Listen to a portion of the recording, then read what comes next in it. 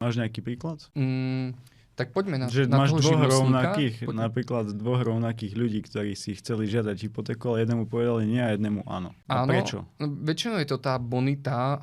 Napríklad bavia sa dvaja, dajme tomu nejakí manažeri v nejakej firme o tom, že idú žiadať hypotéku, sú dajme tomu na rovnakej pozícii, majú rovnaký plat, ale jeden má 3 deti a druhý je slobodný. Hej. Mm-hmm. Ten, čo má 3 deti, má manželku a ten prvý tú manželku nemá. No, však zarábajú rovnako, hej, majú rovnakú pozíciu, ale tá ich situácia je úplne iná.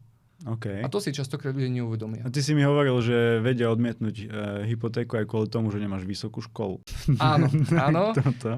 Je tu jedna banka na trhu, nebudem ju menovať, a táto banka si veľmi zaklada na veciach, ako je napríklad vysoká škola. Ak nemáš vysokú školu, automaticky to znamená, že tvoj rating z pohľadu banky klesá. Čiže napríklad, keď je predavačka v Lidli, ktorá má vysokú školu, má vyššiu šancu dostať hypotéku v tejto banke ako nejaký riaditeľ na vysokej pozícii, ktorý vysokú školu nemá.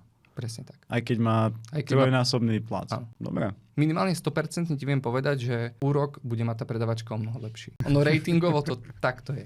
Tá banka si veľmi na tom zakladá. Okay. A ona si už potom pozerá na také veci, ako je vek. Hej, vek pre ňu tiež veľmi hrá takú zásadnú rolu, čo v iných bankách až tak nehrá. Tak to poviem laicky. Čiže